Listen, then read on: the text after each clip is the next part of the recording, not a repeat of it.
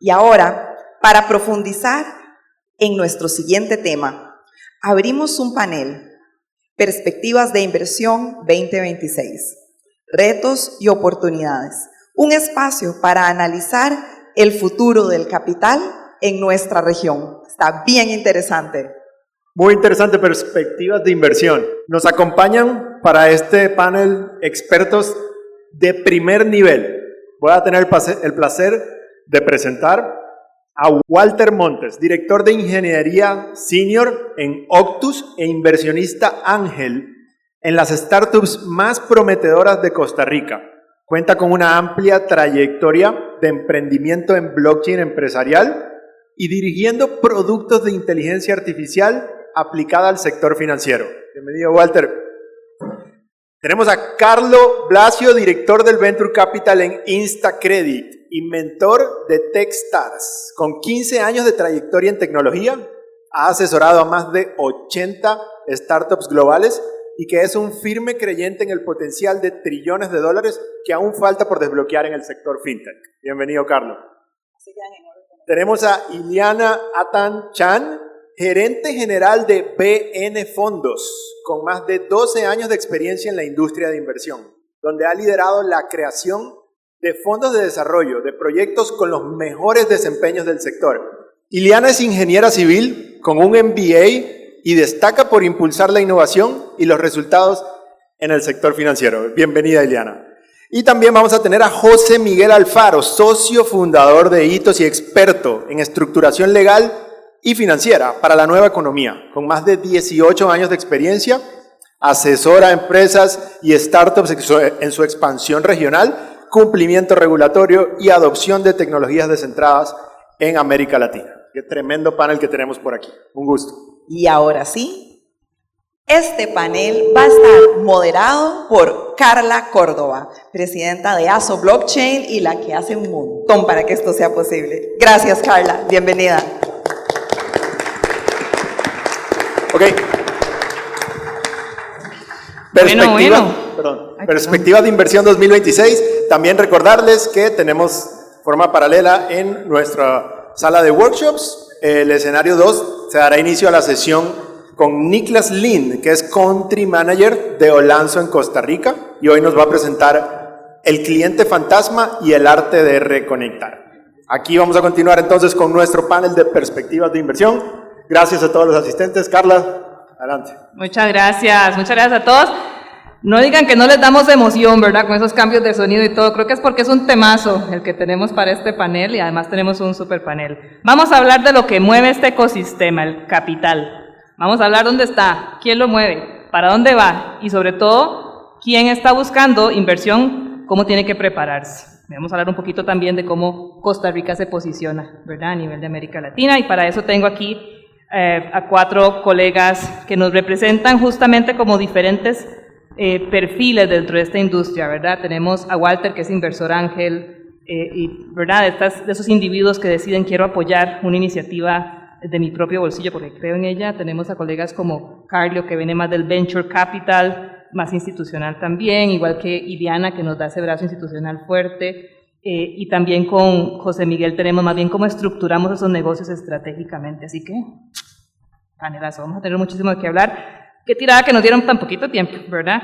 Y ahora para la primera pregunta, venimos de años de donde la narrativa lo es todo, ¿verdad? En nuestro ecosistema. Ya sabemos que hoy no basta solo con decir soy blockchain, soy fintech para atraer capital. Hay más competencias, tenemos más madurez también, un ecosistema más sobrio. ¿Qué es lo no negociable que deben tener hoy los proyectos para recibir ese financiamiento, sean blockchain, sea fintech?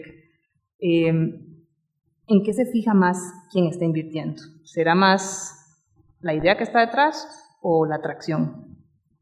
Me gustaría que empecemos tal vez, Walter, desde tu perspectiva. Ups. Me lo pasé. Eso. Ok. Bueno, buenos días. Gracias por la invitación, primero que nada. Cuando uno ve este tema de blockchain, los que empezamos hace muchos años, hace 10 años o más, se hablaba mucho de el rol de la tecnología, ¿verdad? Como si fuera una sola cosa, como si fuera una pata más de la mesa. Y a través de los años eso ha ido cambiando. La razón por la que eso era así, tal vez los que son un poquito más viejos en esta área ven o recuerdan que había que crear muchas cosas. Había que crear desde scripts de instalación hasta la infraestructura, hasta cómo gestionar certificados. Todo el asunto era una cosa bastante manual. Eso ya no pasa hoy en día. O sea, ya hoy en día a nivel de tecnológico ya eso maduró. Desde mi perspectiva, como inversionista, la tecnología blockchain o cualquier otra es una tecnología más. No puede ser la punta de lanza, no puede ser, inclusive así se ve, si uno ve los casos de éxito que hay hoy en día en blockchain, no solamente en el ámbito de consumidor, sino también en el ámbito empresarial, es una tecnología más, a nadie le interesa, a un consumidor no va a llegar a decir, así como eso tiene esta tecnología blockchain específica, yo sí quiero, ¿verdad? Eso no pasa. Entonces lo más importante sigue siendo lo mismo que en cualquier otro negocio, que es tracción. Usuarios, gente que esté usándolo, ojalá pagando, idealmente pagando, pero por lo menos que lo estén utilizando. Eso no varía en este tema, a diferencia de nuevo hace unos años donde sí era importante decir, tener gente que es capaz de entender la criptografía detrás de esto, porque eso antes era importante, ya hoy en día ya no lo es, y las empresas que quieran levantar plata usando esta tecnología tienen que enfocarse en el usuario, y si el usuario está feliz y le están resolviendo algo y ojalá esté pagando, ya estamos hablando de algo, si no, no. Me encantó eso que dijiste. Usuario, usuario, usuario. No queremos ver soluciones que no han ni siquiera hablado con un solo cliente antes de presentarlas, ¿cierto? Carlos, ¿le haces eco de lo que dice Walter? Claro, muchas gracias por invitarme a este panel. Desde nuestra perspectiva, en las inversiones que hacemos con Instacredit, nosotros vemos mucho el panorama más amplio. Normalmente nos enfocamos en 4 áreas. Una de ellas va a ser el dimensionamiento del tamaño, ¿verdad? De la oportunidad, del problema, la necesidad, cuándo esta necesidad se da, cómo se da y qué tan profunda es el usuario, el ICP, ¿verdad? Cuáles son los usuarios ideales, la ejecución, le ponemos mucho interés, cómo están ejecutando los founders, cómo están desarrollando las habilidades que tienen hoy y cómo están desarrollando nuevas habilidades para poder cumplir con estas necesidades que quieren solucionar. También vemos muchísimo el equipo, le tomamos mucha presión al equipo, ¿verdad? ¿Quién lo conforma? ¿Tiene las habilidades técnicas? ¿Tienen las redes para conectar con nuevas comunidades a donde van a estar distribuyendo sus productos? ¿Pueden tener acceso a nuevas comunidades, nuevas redes? ¿Las están desarrollando? También le damos una importancia a los moats, a estas trincheras que se habla mucho en el mundo de tecnología, que son de defensa para la competencia cuando estás creando algo. Y hoy principalmente más que nunca le estamos dando mucha importancia a los moats de datos. En su momento, tal vez hablando 5 años atrás, plataformas como Facebook tenían muchos efectos de redes. Y se le daba mucha importancia a los efectos de redes, ¿verdad? Donde un cliente que venía le agregaba más valor a la plataforma. Hoy lo vemos en datos, las compañías que son exitosas en este nuevo mundo de inteligencia artificial y de las finanzas descentralizadas y que todo está sucediendo mucho más rápido, cada bit de datos, si lo están logrando potenciar a generar valor, eso le está dando valor a la compañía. Y obviamente como un inversionista institucional, corporativo, nosotros no solamente le estamos dando un peso a la parte obviamente de valoración, ¿verdad? De expansión del múltiplo, sino también de que la compañía pueda perdurar. Eso es importante para nosotros porque nosotros no solamente invertimos dinero en la compañía, sino que también hacemos colaboraciones con ellas. Entonces queremos que esas colaboraciones perduren en el tiempo. Entonces es muy importante que las oportunidades, más que sean cash flow positive o que sea demasiado innovadora y estén quemando mucho dinero, tengan este panorama muy claro y que los founders entiendan esta dinámica, porque la realidad es que el múltiplo no es una promesa, no es algo que el mercado te está regalando, ¿verdad? Poder vender una empresa en etapa serie de semilla a $30 millones no significa que el mercado te lo está premiando, significa que es una promesa del founder a la ejecución. Eso quiere decir que queremos los inversionistas que el founder trabaje 30 veces más duro de un founder promedio para poder cumplir con esa promesa. Claro, y no significa que va a perdurar la empresa o que va a ser de largo plazo, También. que es lo que estás buscando, ¿verdad? Por lo que nos explicas. Entonces ya le vamos entendiendo un poco la visión, ¿verdad? No es solo que tengas el hype, ¿verdad? Sino que tengas la carnita para arrancar, aguantar de largo plazo y que esto genere de verdad riqueza a largo plazo. Ileana, desde tu perspectiva. Bueno, buenos días a todos. Muchas gracias por la invitación. Bueno, claramente yo aquí represento un mundo diferente, desde la forma en que nos vestimos, ¿verdad? Entonces, bueno, aquí tal vez la perspectiva desde los inversionistas más institucionales, de un mundo regulado, ¿verdad? Más formal, que de hecho por aquí veo algunos participantes del regulador, lo cual me alegra muchísimo porque significa que tienen la mirada puesta en esto. Gracias. A ver, ¿qué es lo que nosotros vemos? Los inversionistas institucionales que normalmente nosotros tenemos, pues son inversionistas más, ¿verdad? Tienen políticas de inversión más acotadas, tienen que pasar por procesos de debida diligencia más estrictos, ¿verdad? Y en ese sentido, pues a pesar de que el ideal sería que tengan un balance entre esa, digamos, esa capacidad de innovación de las empresas y rentabilidad, pues la realidad hoy por hoy, por lo menos de lo que nosotros percibimos, es que prevalece el tema de rentabilidad sobre la innovación, ¿verdad? Claro. Pero bueno, hay una buena noticia en eso y es que a través de los fondos de inversión, en realidad nosotros podríamos ir generando algunos productos que se acerquen más al apetito de riesgo de estos inversionistas. Por ejemplo, ahora me parece Rodrigo era el que hablaba de que, bueno, que blockchain e inteligencia artificial, ¿verdad? En algunas ocasiones vienen de la mano y para poder darle sostenibilidad a eso necesitamos infraestructura, por ejemplo. Entonces ahí es donde nosotros podemos entrar en productos un poquito diferentes, no directamente relacionados a blockchain, pero sí que le da el soporte a esa infraestructura necesaria. Por ejemplo, inversión en centros de datos, que viene siendo algo más familiar, digamos, a los inversionistas que tenemos hoy por hoy, pero que de forma indirecta viene apoyando esta industria blockchain y demás, ¿verdad? Entonces, creo que sí hay oportunidades para darle productos a los inversionistas acordes a los, digamos, al apetito de riesgo que tienen ellos. Y adicionalmente hay algo importante aquí que para Costa Rica no deja de ser relevante, y es el tema de sostenibilidad que nosotros podemos incorporar en estas infraestructuras y que jugadores locales pero regionales van a volver a ver de forma muy relevante, y eso también le puede dar a los inversionistas digamos, ese impulso para volver a ver esos productos. Qué interesante lo que nos trajiste a la mesa, ¿verdad? Porque es pensar como en todas las piecitas que se necesitan para que este ecosistema innovador funcione, y que hay oportunidades también para inversores más tradicionales que puedan aportar infraestructura, por ejemplo. Así es. Me parece interesantísimo. José Miguel, contame de tu perspectiva.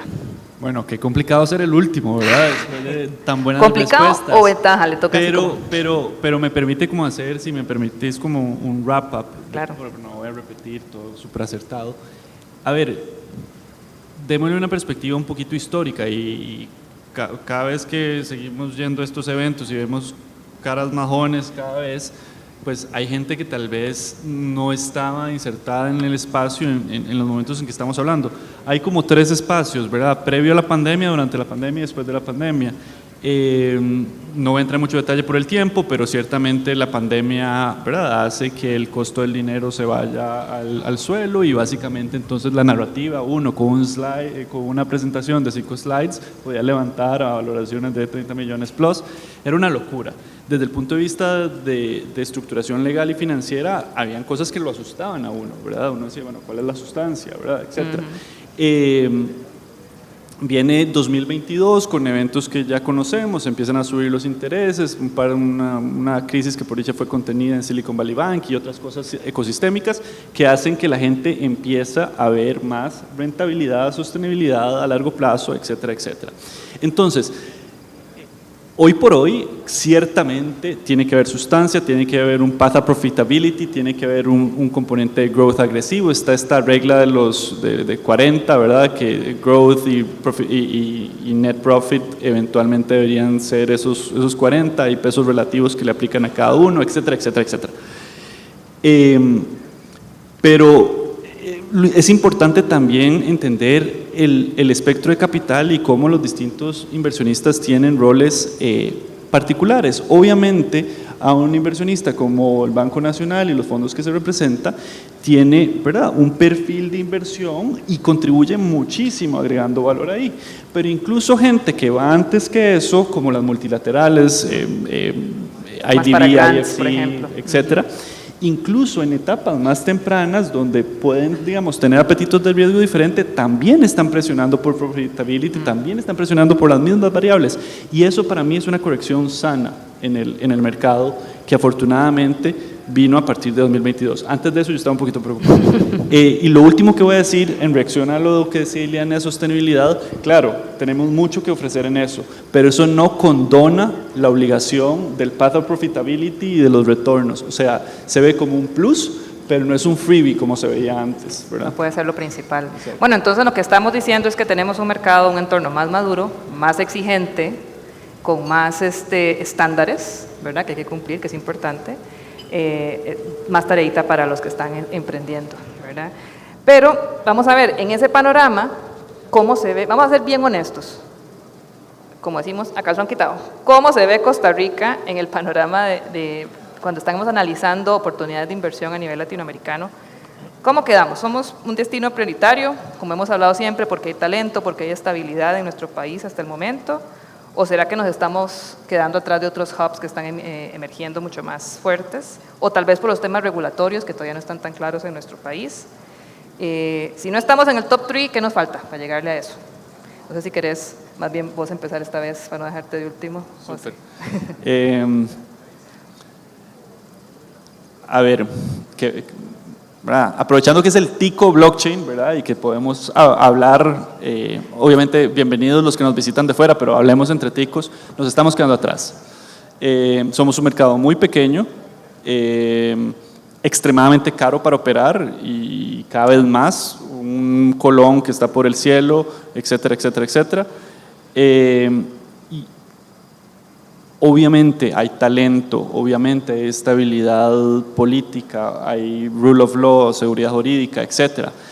Pero de vuelta no podemos vivir de eso. Mercados como Colombia, a pesar de todo lo que está pasando a nivel político, están ganando competitividad enormemente con respecto a Costa Rica. Y también hay un elemento, ninguno de estos, ningún startup, ningún venture nace para quedarse en un país latinoamericano. Todos somos demasiado pequeños, incluso México o hasta Brasil, la gente está viendo qué hace hacia afuera. Entonces, para mí, el futuro de Costa Rica es prometedor en tanto nos logremos consolidar como un hub en el medio del continente que permita que las cosas fluyan en integración con otros mercados. Pero sí tenemos muchos retos que atender. Muy bien. Vamos a ver qué otros retos podemos identificar por ahí, Ileana. Bueno, un poquito en la línea que comentabas. A ver, yo el otro día escuchaba a alguien decir, y creo que tiene toda la razón, Costa Rica no es en ranking de temas, ¿verdad? Infraestructura, salud, etcétera. Costa Rica nunca es el número 1, pero es en casi todo el número 2 o el número 3. Entonces, ciertamente en la región, bueno, ya lo dijeron, no somos el top, ¿verdad? No estamos en el top, pero creo que Costa Rica tiene condiciones para llegar a hacerlo, y lo mencionaba José Miguel. José Miguel. Gracias. Lo mencionaba José Miguel, ¿verdad? Que hay mucho talento y hay un ambiente, ¿verdad? Digamos, estable políticamente, institucionalmente, que por lo menos desde el punto de vista de lo que nosotros vemos y de los inversionistas que vemos también, creemos que hay potencial para construir desde Costa Rica un hub, digamos, que le dé estabilidad, que le dé confianza y que eventualmente pueda dar ese elemento diferenciador para que entonces vuelva la mirada de otros se vuelvan hacia Costa Rica, ¿verdad? Entonces, hoy no estamos aquí, no estamos en ese lugar.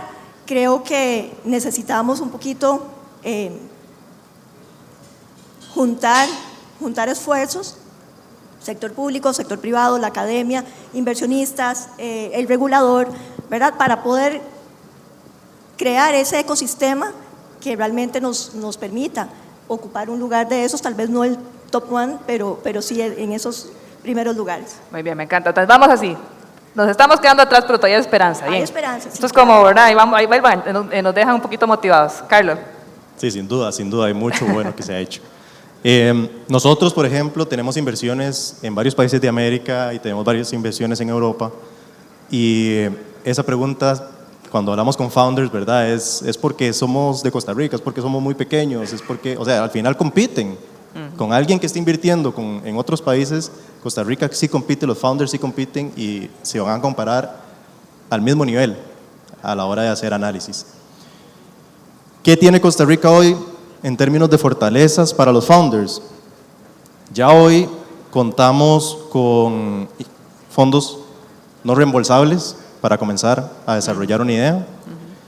La próxima semana, de hecho, se inaugura la red de inversionistas ángeles en Costa Rica, que es un super hito para el país, que va a invertir en empresas que están en PPT, ¿verdad? En presentaciones de PowerPoint.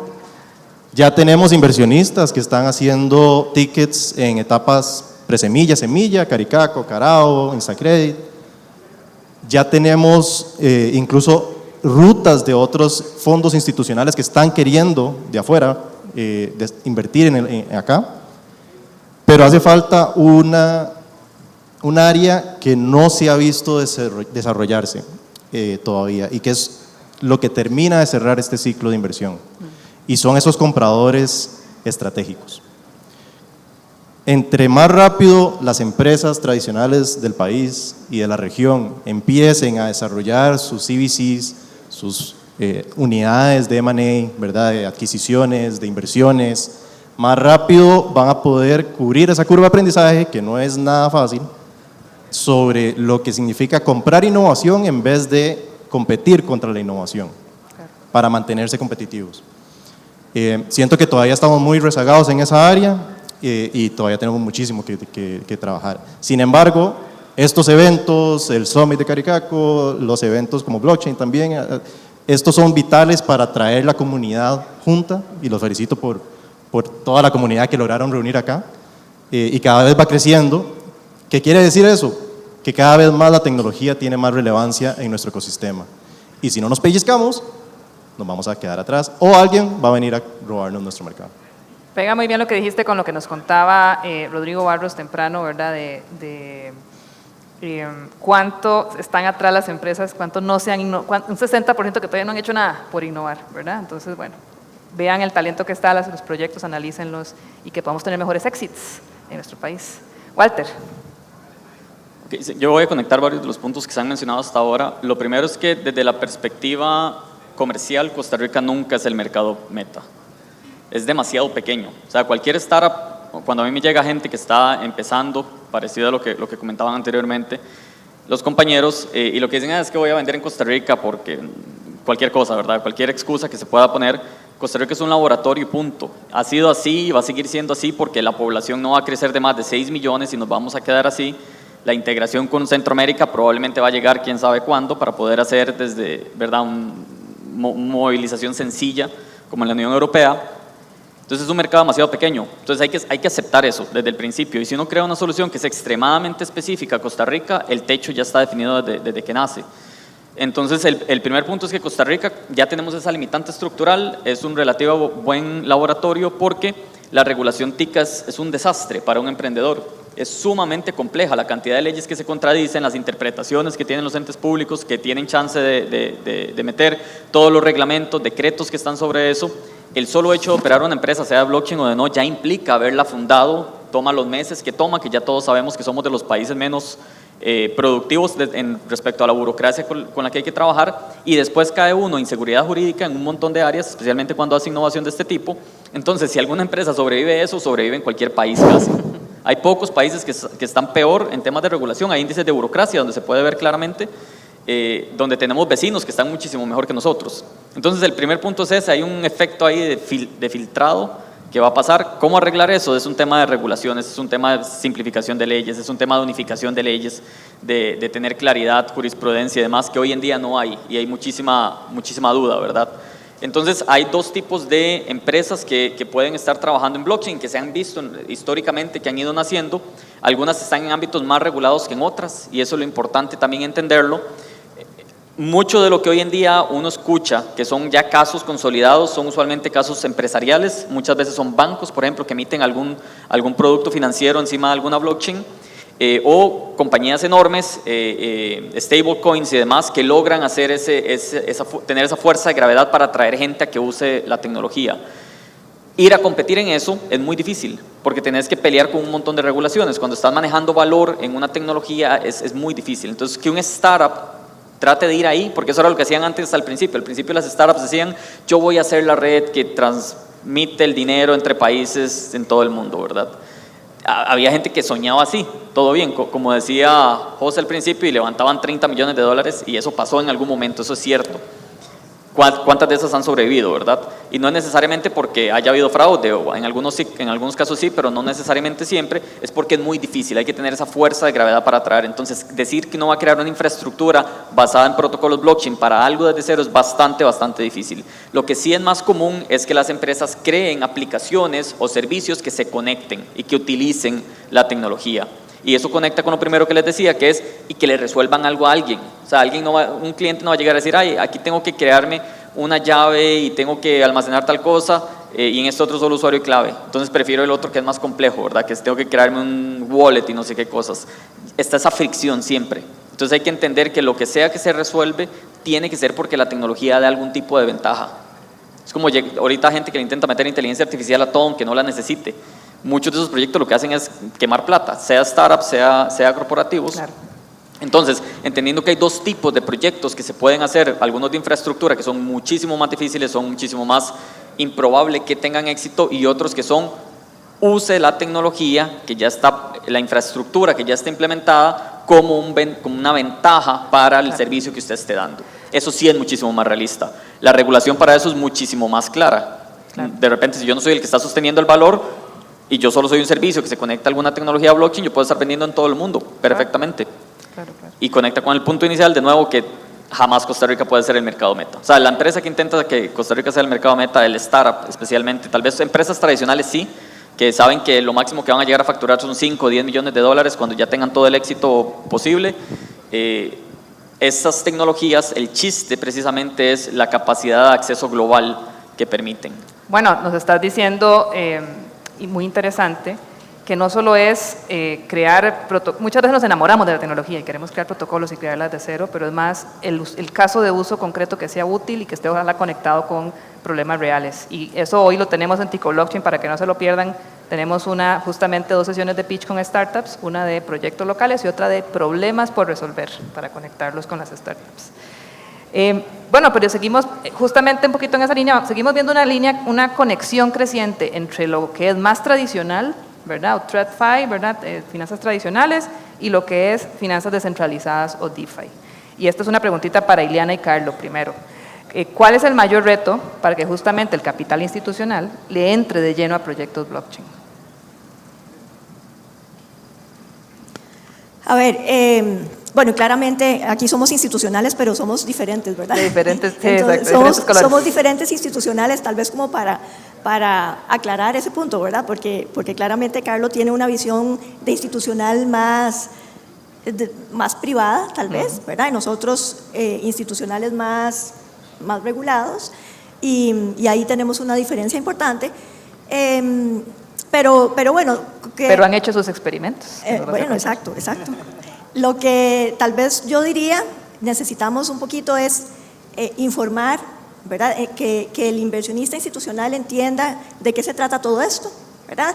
Y espacios como estos, y eventualmente yo haría un llamado también, ¿verdad? Ustedes que son expertos, ¿cómo podemos evangelizar, llamo yo, a los inversionistas para que se sientan más seguros, para que entiendan en lo que están invirtiendo, porque de repente suele ser algo muy intangible, claro, de alguna manera, ¿verdad? Entonces, gente que tiene años de estar en esto, ¿verdad? 10, no sé cuántos, ya lo manejan muy bien, lo conceptualizan muy bien, lo interiorizan, y es muy fácil leer hacia dónde van. ¿Y qué es lo que tienen estos inversionistas con los que nosotros interactuamos? Necesitan tener todo muy controlado, tienen que hacer una gestión de riesgo muy de cerca, ¿verdad? Y la incertidumbre genera aversión, ¿verdad? Definitivamente. Entonces, bueno, lo que yo creo es que sí necesitamos un poco de eso, un poquito de educación, que los más expertos se acerquen y tratemos de evangelizar. Y por otro lado, creo que tenemos que evolucionar hacia una regulación basada en riesgos que nos permita, digamos, hacer un uso más o aprovechar todo el potencial que tienen algunos mecanismos, por ejemplo, los fondos de capital de riesgo. Y aquí un poquito para contarles, nosotros hemos venido trabajando en un proyecto para un fondo de capital de riesgo que tiene como fin invertir en pymes tecnológicas, ¿verdad? Y ahí es donde nosotros podemos poner ese granito de arena y tratar de generar en estos inversionistas confianza, ¿verdad? Con mecanismos de reducción de riesgo que hay en el mercado, ¿verdad? No voy a contar mucho porque no quiero revelar los secretos, no, mentira. Con sistema de banca para el desarrollo podemos incorporar avales que eventualmente le bajen el riesgo a estos mecanismos de inversión y podamos atraer a otros inversionistas o a estos inversionistas institucionales. Entonces, bueno, digamos, tenemos retos, pero sí tenemos muy bonitas oportunidades también. Me encanta esa perspectiva. Carlos, contame. ¿Ya han invertido en proyectos blockchain? Sí, bueno, a mí me gusta diferenciarnos como institucionales regulados e institucionales corporativos, como normalmente lo hemos tratado de diferenciar, porque sin duda hay mucha diferencia, pero vamos en el mismo camino. Al final de cuentas es apoyar el ecosistema y ver cómo podemos participar de él. Desde nuestra perspectiva, DeFi, TradFi, los dos convergen, y el montón de otros, convergen en una sola industria, que es FinTech. Entonces, cuando hablamos de estas subindustrias o, digamos, del glose de FinTech, lo que nosotros siempre vemos es que al cliente, al final de cuentas, no le importa si su dinero se movió por Ethereum, si se movió por Swift, AP2 de Google, ahora que están con el comercio agéntico, Simpe. Al cliente lo que le importa siempre es que el dinero se mueva de una forma rápida y segura, porque estamos en un negocio de confianza, y eso es lo principal. Hoy la confianza del cliente es lo primordial y cada vez es más cara. El costo de adquisición de la confianza es realmente lo que limita a muchísimas compañías, y mantener esa confianza con un error se rompe. Entonces, el costo de retención de confianza también es sumamente alto. Y obviamente que se mueva de forma económica, ¿verdad? Entonces, sea DeFi, sea TradFi, son industrias FinTech está lleno, es de las industrias que más capital de riesgo recibe en el mundo entero, entonces tenemos un montón, y obviamente eso hace que los costos marginales sean súper pequeños. Entonces, la economía es nada más un resultado de la competencia que tenemos en la industria. Entonces, entre más nosotros veamos, no tanto la diferencia de TradFi, DeFi, en proyectos de blockchain, unido con gobernanza, ¿verdad? Que eso es una de las cosas que a veces se les olvida a muchos founders. Los inversionistas necesitan protegerse, lo hablábamos ahora, o sea, la forma más segura para un inversionista de capital de riesgo de protegerse es firmar un SAFE en Delaware o en Estados Unidos, porque ya ellos crearon toda esa infraestructura. Para ellos, claro. Entonces, sí o sí, los inversionistas le van a pedir a las compañías que hagan un Delaware o cualquier empresa en Estados Unidos que los proteja con esa regulación. Entonces, gobernanza es sumamente importante, investor friendly, ¿verdad? Que envíen sus reportes mensuales, que mantengan actualizados a sus inversionistas, que hagan llamadas con los inversionistas, no solo para mostrarles lo que están haciendo, sino también para pedirles cosas. Los inversionistas vamos a ver, Venture Capital es el capital más caro porque estás vendiendo equity, y al mismo tiempo es el capital más demandante, por lo que les mencionaba del múltiplo, ¿verdad? O sea, es una promesa de ejecución que nosotros vamos a demandar y que vamos a pedir resultados muy elevados. Pero al mismo tiempo, los inversionistas crean redes que deberían de apoyar a los emprendedores. Entonces es muy importante elegir qué inversionista quieres que te apoye, porque ese inversionista tiene que traer algo también a la mesa. Claro, ¿a cuál red te querés conectar? ¿Y cuál es la mejor para que te ayude en la línea que querés llevar tu negocio? Sin duda. Ya casi estamos terminando, le voy a pedir a Walter y a José que me ayuden con algunos tips para cómo hacemos más invertibles las startups de Costa Rica, ¿verdad? Y específicamente considerando lo que hablamos desde el principio, ¿verdad? Está más exigente el mercado, está más maduro, con más requisitos también formales, como dice Carlos. Walter. Ok, sí, yo voy a reiterar lo que decía antes. Usualmente cuando la gente emprende en una tecnología como blockchain o similar, vienen de tecnología, son tecnólogos de alguna forma y sienten cierto orgullo por hacer cosas tecnológicas, ¿verdad? Pero uno no se mete en estas cosas, uno no hace un startup por hacer un producto, uno hace un startup porque está haciendo un negocio y eso es muy diferente. Y hacer un negocio implica que uno le resuelva algo a alguien para que le paguen por eso. Y eso suena obvio cuando uno lo dice, pero cuando uno está ahí y uno se encariña con la cosa que está haciendo, entonces le empieza a buscar quién más se la compra, que si no se la compra esta, que se lo compre otro, que entonces va a ver que no sé qué, y pierden ahí tiempo, ¿verdad? Y queman recursos de todo este ecosistema que estamos hablando, que está madurando, porque tienen el chip incorrecto. Siempre tiene que ser eso, de ir a pegarse con los clientes, de ir a pegarse con los usuarios, y para meter ahí la publicidad también. Ahorita va el BitLab con la promotora de innovación, va a lanzar LipCR, que es un montón de recursos, una coordinación de todo el ecosistema de recursos para emprendedores, donde va a haber desde asesorías hasta procesos de aceleración, desde fondos coordinados mejor de banca para el desarrollo, redes de ángeles, como yo represento Trillium, que llevamos un año de estar como red de ángeles, vamos a participar también ahí. Todos estos recursos están ahí para poder utilizarlos, pero de nada sirve tener este montón de recursos, este montón de apoyo, saber que después puedes ir, por ejemplo, a un Instacredit y después a un BEN y demás, si las cosas no nacen bien. Y para eso implica quitarse ese enamoramiento que a veces tenemos las personas que venimos del área de tecnología con el producto por sobre la resolución del problema. Que se enamoren del usuario y del problema que están resolviendo en su lugar. Y es que suena obvio, pero no lo es. O sea, cuando uno está ahí, uno se enamoró, le invirtió horas, lleva años sobre uno quiere que eso sirva, porque en la mente la idea sonaba bonita, sonaba excelente, pero en la mente nada más. Mucha gente, yo he visto que es una trampa en la que caen, le invierten años, nunca prueban, nunca despliegan, porque están esperando que el producto esté perfecto, y al final lo que hacen es, de nuevo, queman recursos, queman sus años de vida, y nadie gana al final. Ya han pasado muchas de esas historias, no las repitamos, colegas. José.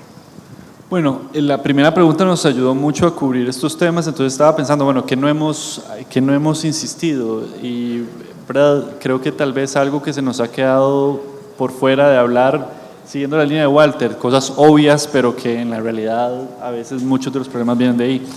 El equipo, el carácter del equipo, la integridad del equipo, la manera en que el equipo pues se relaciona, se estructura al final y sobre todo en etapa temprana, eso es mucho de la decisión del inversionista. Ver frugalidad en el equipo, ver a un equipo de ejecutores y no founders que se pasan de conferencia a conferencia, de premio en premio, que los usos de los recursos de los inversionistas se les saque el mayor provecho posible. Lo mismo a los recursos ecosistémicos, que afortunadamente cada vez son más. Esto, además de todo lo que ya hablamos, pero que no se nos olvide eso, ¿verdad? Al final del día, los procesos de inversión es un ejercicio de confianza, todavía es un ejercicio mucho de confianza en las personas. Y ese mensaje, sobre todo cuando uno está creando la cultura empresarial, creo que es bien importante. Nos dejaste un excelente cierre para este panel, las personas, ¿verdad? Es la comunidad, es conectar, es que se sumen a su blockchain, a su fintech, a Tico Blockchain todos los años, a que busquen a sus inversores que tienen ese mismo perfil, a que se enamoren de sus usuarios, ¿verdad? Son relaciones, a que entendamos al inversor y que estructuremos nuestro negocio de la mejor manera. Es un llamado, sé que hay muchísimo talento aquí, nos quedaríamos hablando por horas todos nosotros, búsquenlos, van a estar por ahí y vamos a tener 2 sesiones de pitch en la tarde para que puedan conocer también qué se está creando en Costa Rica. Muchísimas gracias a todos.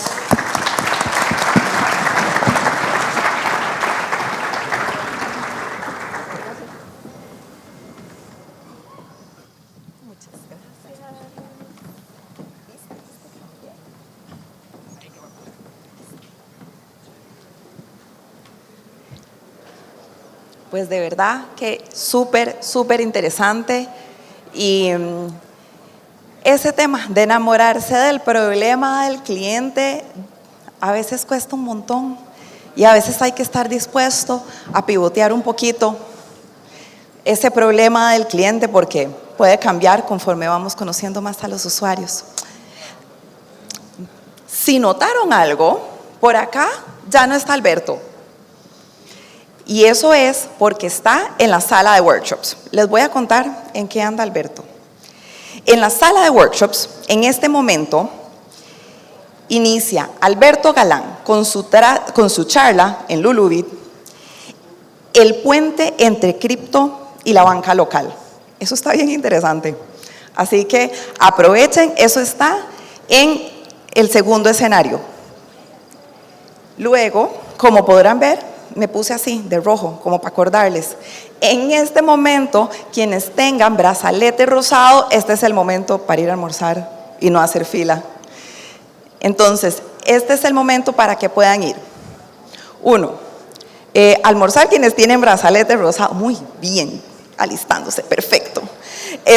Almuerzo en la otra sala, el de Alberto. Y acá seguimos con la charla FinTech for Good. Transformación de ciudades, con Steven Cabrera, cofundador y CEO de ePark, plataforma de movilidad que yo creo que puede que todas las personas acá tengamos eso instalado en el teléfono.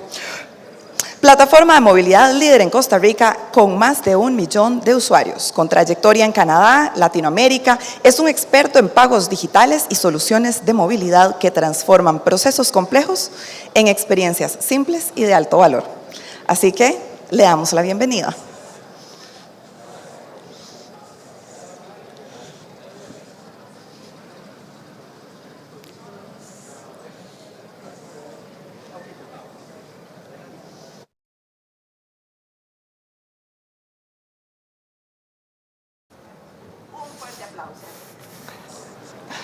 Muchas gracias, muy amable. Buenos días. Bueno, ante todo, muy buenos días. Muchas gracias por la invitación. No se preocupen, no vengo a hablar de parquímetros. Vengo a hablar un poquito más allá de cuando pagamos el parquímetro, realmente estamos financiando y estamos aportando a la seguridad ciudadana de nuestras municipalidades y de nuestro país, que creo que es parte del compromiso de cada uno de nosotros como emprendedores profesionales, no solamente iniciar o tener iniciativas para enriquecimiento, sino también para poder devolverle a nuestras comunidades. Mi nombre es Steven Cabrera, founder y CEO de ePark. Para que de pronto no estén adivinando por mi acento, nací en Colombia, me crié en Colombia, me formé en Canadá, donde tuve la oportunidad de hacer mi college, trabajé en banca y bueno, luego dije que ese no era mi camino y hoy por hoy tengo más de 13 años en Costa Rica, donde ya tengo una hermosa esposa tica y un hijo. Como tal, un poquito de lo que estamos viendo en Costa Rica está pasando por lo que viene siendo una crisis de seguridad ciudadana, que ya se viene desarrollando desde hace muchos años. Y el gran problema que tienen las municipalidades es que no cuentan con los fondos económicos para poder resolverlo, para poder comprar las cámaras de seguridad, de vigilancia, poder instalar la infraestructura, fibras ópticas, tener esa conectividad de tanto hablamos de ciudades inteligentes. Cuando hablamos del término ciudad inteligente, de pronto a veces uno piensa como NASA, pero realmente no es tanto, es poder brindarle esa conectividad y tener esa información a la mano para poder tomar decisiones mucho más ágiles. Adicionalmente, las municipalidades no cuentan con los recursos para poder financiar su policía municipal o los vehículos, indumentaria para las personas, poder entrenarlos, el recurso humano y poder contratarlo.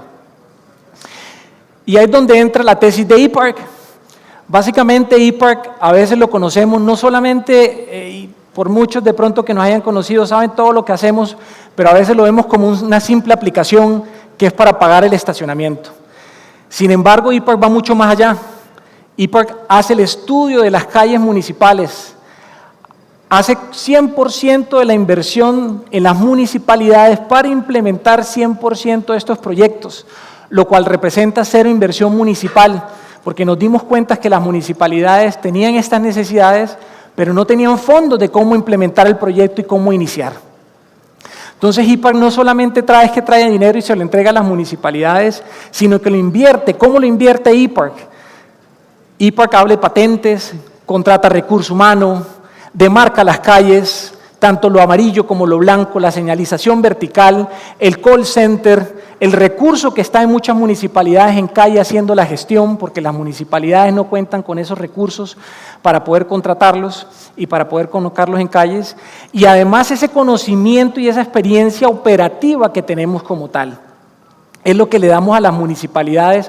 Básicamente IPARC llega y toma un gran riesgo económico para operar y poder educar al ciudadano, porque eso ha sido gran parte de nuestros retos, ¿cierto? Y yo creo que también cuando hablamos de blockchain o hablamos obviamente de criptomonedas y gran parte del reto nuestro como emprendedores es hacer tecnologías fácil, y eso fue uno de los grandes retos que teníamos en IPARC, es hacer tecnología fácil de consumo masivo, porque estamos hablando que IPARC llegó a digitalizar un servicio público. ¿Cómo lo hacíamos? Obviamente fácil, digital, pero que también fuera accesible. Entonces, con esa tesis donde le damos cero inversión municipal, le damos la tecnología, la experiencia, todo el hardware, todo el conocimiento, generamos una nueva fuente de ingreso para las municipalidades, donde ahí sí pueden financiar y tener una ciudad pues mucho más segura. Un poquito de acerca de nosotros y quiénes somos, pues en Costa Rica ya tenemos más de 13 años. Es una empresa como tal, inclusive IPARC fue liderado por un ateniense que se enamoró con el producto, y a veces me toca decirle que no se enamore tanto con el producto y se mantenga obviamente muy enfocado en la necesidad también, pero un ingeniero muy capaz. Tenemos y hemos ejecutado exitosamente más de 10 contratos. Este modelo ya lo hemos podido implementar en más de 10 contratos exitosamente, donde cambiamos el modelo de venir a invertir y tomar ese gran riesgo e ir por un resultado. Tenemos experiencia en otros países, como en Colombia, donde fuimos inclusive la primera empresa en digitalizar e implementar el primer pago móvil. Estamos hablando ya más de 15 años, cuando la gente nos decía, mira, están locos, ¿cómo que van a pagar el parquímetro o el estacionamiento con un celular? ¿Cómo que una billetera virtual? Dedícate a otra cosa, porque eso realmente no va a funcionar. Hoy por hoy estamos en Costa Rica, y bien lo mencionaban. Nuestra intención es poder seguir expandiéndonos en la región. Recientemente estuvimos en Estados Unidos, donde vemos que todavía también hay grandes oportunidades. Y quiero también invitar a las otras empresas costarricenses que, aunque Costa Rica de pronto lo podemos ver como un laboratorio, sin embargo sí es un mercado que es muy agradable a nuevas tecnologías y tiene muy buena apertura para seguir implementando nuevas cosas, y que constantemente te está pidiendo iniciativas. Un poquito que eso también me gusta compartirlo. Costa Rica fue pionero mundial. ¿Y en qué sentido? Fue de los primeros países a nivel mundial para eliminar el 100% de su efectivo en toda su operación. Hace unos 3, 4 años la ciudad de Barcelona recibió un premio porque en uno de sus barrios o distritos eliminaron el efectivo de su operación. Sin embargo, en Costa Rica ya tenemos más de 13 años de haber eliminado el efectivo y digitalizamos 100% de la operación, y me parece que eso es algo muy valioso, y no solamente se lo voy a dar a IPARC, sino se lo voy a dar al país como tal, que tuvo esa apertura, que hay una digitalización muy importante. Colombia, y como colombiano también, y bueno, y ahora pues que me siento muy costarricense, aunque sea un país muy grande, todavía la desbancarización sigue siendo muy alta, el uso del efectivo sigue siendo todavía muy alto. Sin embargo, en Costa Rica siempre la cultura de bancarización y la digitalización hay muy buena apertura, así que creo que eso es algo muy importante de rescatar. ¿Qué hicimos también aparte? Pues obviamente eliminamos 100% de esas boleticas físicas que tocaba ir a comprar. El recaudo en ocasiones estaba cayendo en manos de terceros y no les estaba llegando a las instituciones. No había control sobre el recaudo o la información de lo que viene siendo las ciudades de ocupación, que hoy por hoy sí le estamos dando a las ciudades para que conozcan mucho mejor y planifiquen mucho mejor el desarrollo de sus ciudades como tal.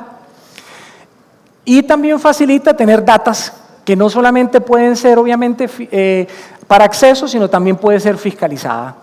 Hoy por hoy cada colón puede ser trazado con IPARC al 100%. Hay un 100% de trazabilidad en cada transacción ¿qué pasa por ePark? El recaudo muy importante, también quisimos ser muy transparente. Cada vez que una persona, un usuario paga un estacionamiento, eso va directamente a arcas municipales. Por un tema de transparencia, ahorita el compañero de Instacredit dijo algo muy importante que han sido nuestros pilares, y es que ePark debe ser rápido, fácil y seguro. Y nos hemos basado siempre, inclusive cuando hicimos las soluciones, yo decía, no me importa que no sea bonito, pero que sirva, que sea rápido, que se entienda y sobre todo que sea seguro para el usuario. Entonces, muy importante un poco, obviamente, de esa experiencia que quería compartir, que Costa Rica ha sido pionero en muchos temas, pero quizás a veces no se le da ese espacio para poder presentar. Y justamente hace poquito fuimos invitados por la Embajada de Estados Unidos en Washington y estábamos presentando este caso. Y fue gran caso, digamos, de éxito en escuchar los otros países centroamericanos en cómo se ha habido esta oportunidad. Que previamente estos dineros se estaban perdiendo en manos de otros y hoy por hoy realmente le está llegando a las ciudades para financiar su seguridad. Un poquito de cuando hablamos de hacer soluciones para las ciudades, pensamos en un ecosistema. Ok, no solamente podemos hacer un aplicativo, pero ¿cómo lo hacemos accesible a las diferentes personas de las demográficas? Hoy por hoy ePark, pues obviamente hay un aplicativo que se llama ePark como tal. Adicionalmente hay comercios donde las personas se pueden acercar con dinero en efectivo a ese comercio, esa pulpería, lo que le damos es una plataforma, ya sea por medio de un dispositivo móvil o por medio de una web, el cual se registra y digitaliza una tarjeta, recibe el efectivo, pero le hace una transacción completamente en línea, o sea, ese es como el cashing. Y trabajamos con comercios, hoy por hoy tenemos más de 300 comercios que nos ayudan a recaudar. Y adicionalmente no podíamos dejar por fuera pues las máquinas físicas que al final del día recaudan tarjetas de crédito y débito, utilizan, pero eliminamos el 100% del efectivo como tal. Un poquito de lo que hemos hecho y cómo hemos estado teniendo un impacto y haciendo que las ciudades cambien. Hoy por hoy, ePark ha recaudado más de 33.000 millones que han ido directamente a las municipalidades para reinvertir en seguridad ciudadana. Y cuando ustedes me dicen, pero bueno, Steven, ¿esto realmente es algo real? Pues sí, esto es una ley, está por ley en qué se puede invertir los recursos de parquímetros. Y lo que las municipalidades están haciendo y se está dejando por reglamento es la inversión en seguridad ciudadana como tal. Hoy por hoy ePark cuenta con más de 1 millón de usuarios que servimos a nivel nacional. Estamos en 10 municipalidades. Anualmente se están haciendo más de 7 millones de transacciones por medio financieras, por medio de nuestra plataforma y por medio de este modelo que es cero inversión municipal. Uno de los casos de éxito que me gustaría compartir con ustedes viene siendo la Municipalidad de San José, que no ha sido perfecto, pero la Municipalidad de San José previo a nuestra entrada obviamente era un proceso muy análogo, muy físico, se perdía el recaudo, no había una muy buena experiencia, y estaban recaudando anualmente 100 millones de colones. Después de nuestro ingreso, la municipalidad entró a ordenar, a dar un mejor servicio y pasar de 100 millones de colones a más de 4.200 millones de colones anuales con cero inversión. Esto representando hoy por hoy de los tercer ingresos más importantes de la Municipalidad de San José y que está reinvirtiendo constantemente en la ciudad. Y que hemos logrado también inclusive educar al ciudadano, porque el fin de este servicio no es multar. De pronto algunas personas piensan, es que, pucha, lo que quieren es multar. Realmente no, es educar al ciudadano del uso del espacio público, del uso de las esquinas, de respetar los hidrantes, de respetar los accesos de las cocheras que en Latinoamérica, y no solamente hablemos en Costa Rica, sino en Latinoamérica, nacimos acostumbrados a dejar el carro ahí parqueado porque voy un toquecito a hacer mi gestión, pero ese toquecito, lo que sucede es que hoy por hoy tenemos las mismas calles de siempre y tenemos 10 veces más carros que nunca y cada vez hay más vehículos. Entonces necesitamos organizarnos y esto es lo que también viene aportando ePark a las ciudades. Ordenamiento vial también, comenzar a respetar y a educar.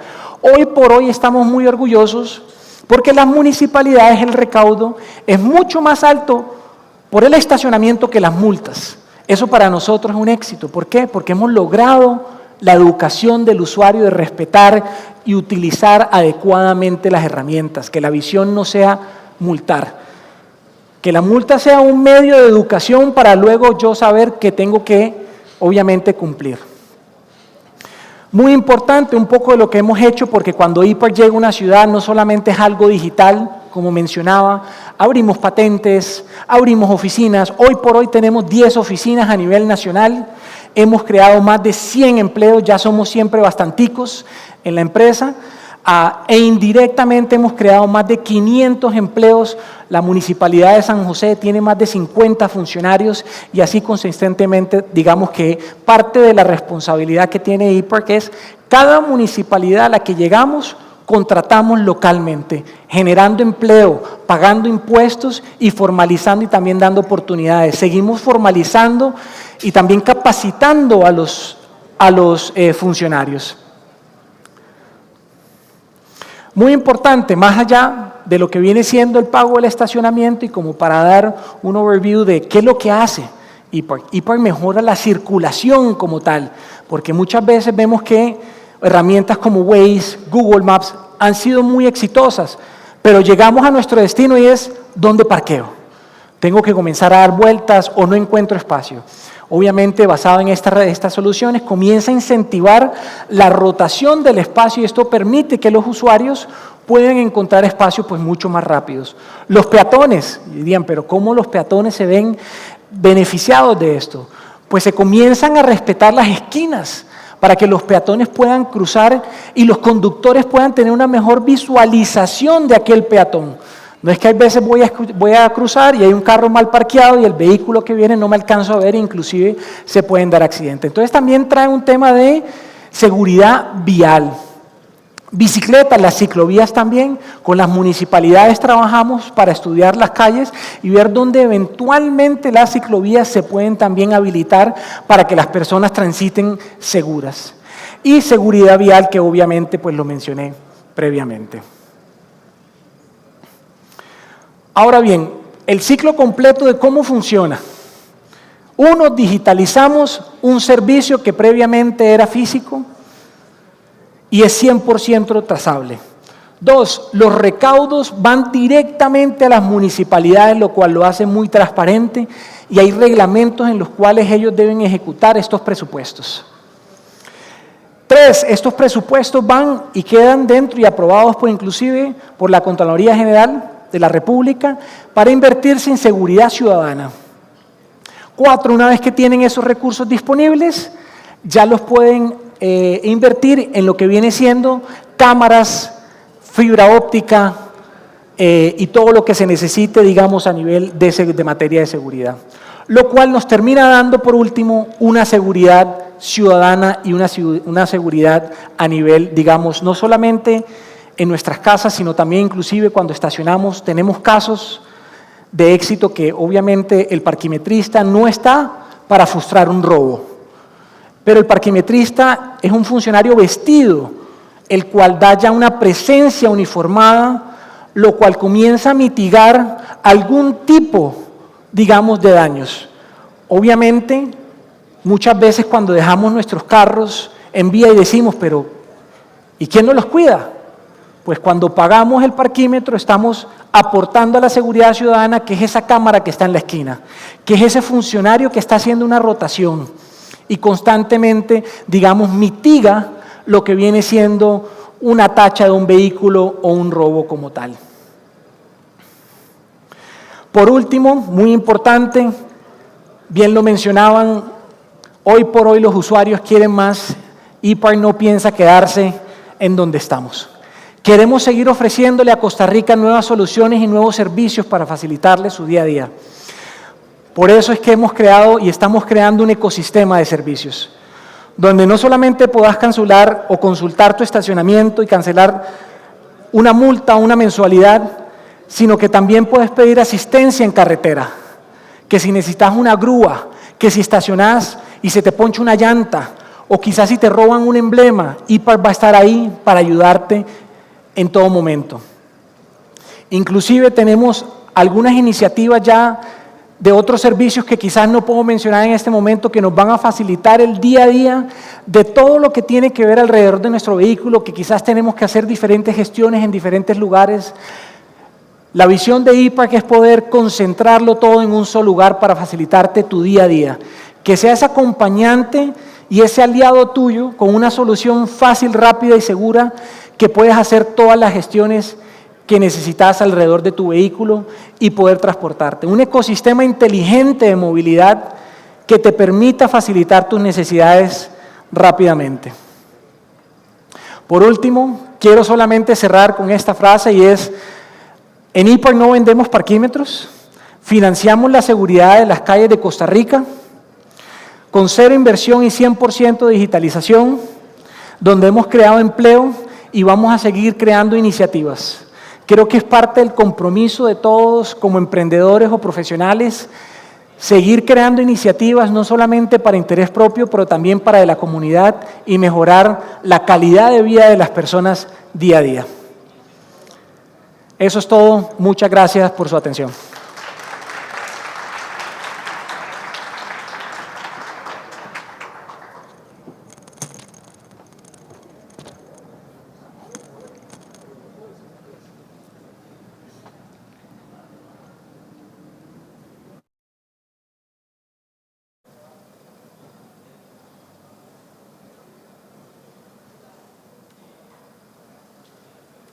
Buenísimo. Muchísimas gracias. Y entonces les cuento cómo vamos. En la sala de workshops tenemos a Sebastián Ceciliano con la charla de Costa Rica al mundo, cómo Stellar está creando oportunidades reales en la TAM, y posteriormente ahí mismo en la sala de workshops estará ocurriendo el Startup Pitch Session, donde 8 proyectos que están en etapa de scale van a poder hacer el pitch ante personas inversoras. Y acá continuamos con la charla Autorregulación y Gobernanza Operativa, una visión para founders e instituciones públicas que buscan anticiparse a la regulación, con la licenciada Daniela Avendaño Soto, abogada y cofundadora de la firma BlackRock Legal & Tech, experta en gobernanza tecnológica e inteligencia artificial. Miembro de la Comisión de Derecho Informático del Colegio de Abogados, se especializa en estructuras de cumplimiento para la adopción estratégica de tecnologías emergentes. Muchísimas gracias. Bienvenida, Daniela.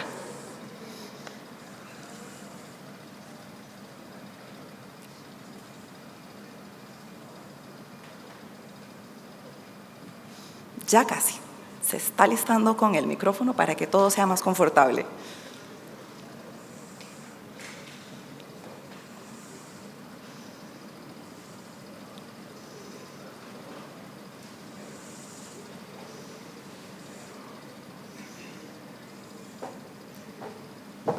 Un aplauso para Daniela. Ahora sí.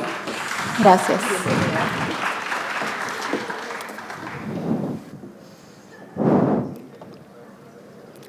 Muy buenas tardes a todos. Para mí es un placer estar en este escenario el día de hoy. Y quiero empezar implantando una imagen en sus cabezas. Y creo que eso es algo que todos hemos hecho en algún momento. Así que vamos a eso. Imagínense cualquier empresa o cualquier organización en su día a día.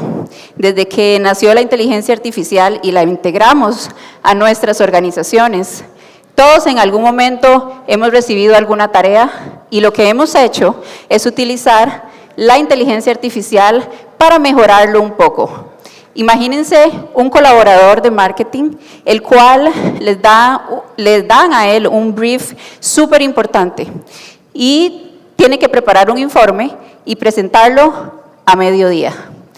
Resulta que esa persona ingresa el documento confidencial en un chat de inteligencia artificial, pero no omite datos sensibles. Ingresa a ese chat toda la información, la estrategia comercial, los datos personales de los intervinientes y déjenme decirle que en ese momento esa información tan importante ha salido del perímetro de seguridad de la organización. Eso es una realidad que está pasando el día de hoy en 8 de cada 10 empresas. Y además, si el día de hoy estuviésemos aquí reunidas 100 organizaciones, 63 de ellas estarían compartiendo sus datos sensibles, sus estrategias comerciales y demás información importante y ubicándola en servidores de terceros que no pueden controlar, que no pueden auditar y que lamentablemente han dejado de ser dueños de esa información.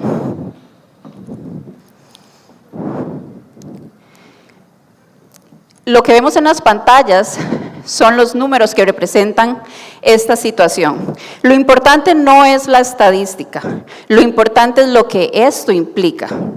El 78% de los colaboradores traen sus propias herramientas de inteligencia artificial sin supervisión corporativa. Y un 38% comparte datos confidenciales de la organización. Pero veamos la contrapartida. Solamente el 37% de estas organizaciones tiene políticas de inteligencia artificial y de gobernanza de la IA para respaldar esta situación. Y precisamente porque lo que no vemos, no lo podemos gobernar, es que nace el Shadow AI. Esto que vemos en la pantalla es el iceberg del Shadow AI. Tenemos desarrolladores en nuestras empresas que están pegando el código de sus smart contracts para depurar el código un poquito. Tenemos contadores que están procesando los datos personales y confidenciales de sus clientes en chats de inteligencia artificial sin ningún tipo de filtro. Tenemos también automatizaciones en ventas, incluso en instituciones públicas, que ya están tomando decisiones reales sobre personas reales. Y déjenme decirle que lo que vemos arriba es solamente lo que la organización ha aprobado utilizar. Y lo que está debajo de esa línea verde de visibilidad corporativa, ese es el riesgo real que están corriendo sus organizaciones. Además de eso, es importante recalcar que en esos 3 escenarios que comenté, bajo la ley 8968 de nuestro país de tratamiento de los datos personales, el único y absoluto responsable del tratamiento y responsable jurídico ante el mal tratamiento de estos datos personales no es el colaborador, es la organización. Así que aunque muchos de ustedes creen que están utilizando activos tecnológicos en sus organizaciones, realmente lo que están haciendo es acumulando pasivos legales. Mi nombre es Daniela Avendaño y el día de hoy quiero traerles la respuesta a lo que el regulador está empezando a preguntarse. Lo que ya en entornos como la Unión Europea ya están solicitando, están requiriendo de las organizaciones. Lo que en otras jurisdicciones ya es un requerimiento formal, pero que aquí en Costa Rica está muy pronto a llegar. Y la respuesta a esa pregunta se las traigo y les voy a proponer una solución.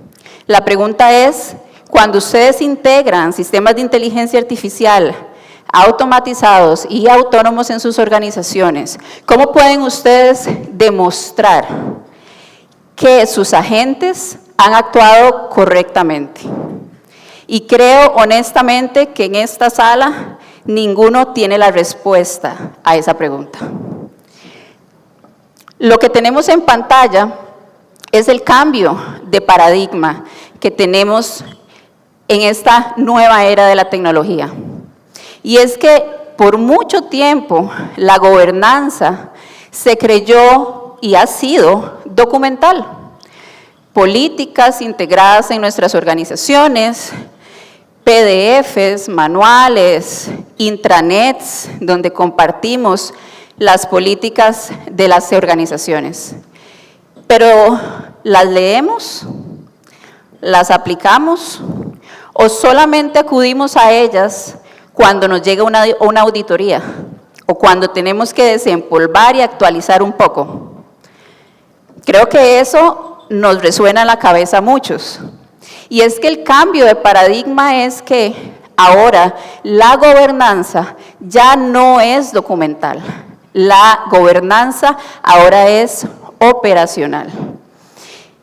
Y lo más grave del asunto es que si vemos el 70% de ejecutivos de Fortune 500 afirma tener comités de riesgos, pero solo el 14% tiene la capacidad y los controles para defender en la parte operativa estas políticas. Hay una gran brecha del 70 al 14. ¿Qué pasaba antes? Teníamos políticas documentales, tenemos manuales de procedimiento y tenemos aprobación manual que dura muchísimo tiempo, errores humanos. Pero ahora, con el cambio de paradigma, la gobernanza debe ser una gobernanza que tenga un control activo en tiempo real sobre todos los sistemas que se están implementando en la organización. Debe haber un monitoreo constante, una supervisión permanente. Ya no es solo pre-ejecución, sino que es durante todo el ciclo de vida del sistema y también post-ejecución. Y sobre todo, y lo más importante, y lo que vengo a comentarles el día de hoy, es que podamos tener la trazabilidad de todas esas acciones o esas decisiones que los sistemas han tomado, que pueda haber un registro auditable de cada una de las decisiones automatizadas que los sistemas están tomando en la actualidad.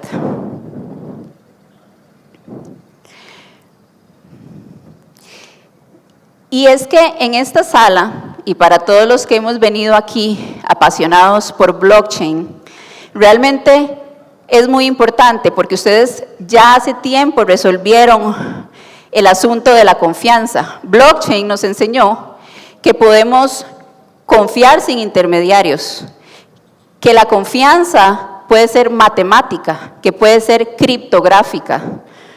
Pero ahora con la inteligencia artificial se nos ha presentado algo más, y ahora es cómo confiamos cuando esa confianza ahora es automatizada, cuando ahora esos agentes tienen autonomía para actuar.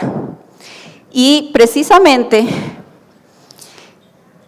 nos encontramos ante un gran problema que en la actualidad es muy difícil de contestar, y es cómo podemos nosotros demostrar a ciencia cierta, con prueba matemática y criptográfica, que las decisiones que nuestros agentes autónomos están tomando han sido apegadas a las reglas constitutivas de cada organización y también a la normativa jurídica de cada jurisdicción. Tenemos un problema porque la inteligencia artificial se ha llamado una caja negra de la cual aún todavía no conocemos mucho de su funcionamiento. Y esta pregunta imposible que nos hacemos cuando nuestros agentes ya están mediando, por ejemplo, en organizaciones financieras, en entidades financieras, están aprobando créditos, están calificando la calificación crediticia de las personas. ¿Podría mediar, depende del entrenamiento o de la información que está utilizando este agente, algún tipo de sesgo?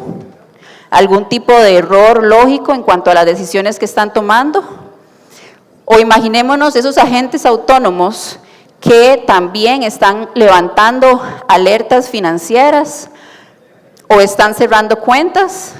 ¿Creen que podría existir, por ser una máquina, algún falso positivo masivo que afecte los derechos fundamentales de otras personas, o incluso ya estamos viendo agentes en nuestra institucionalidad, las instituciones públicas, están ya dentro de los sistemas de salud en muchos países.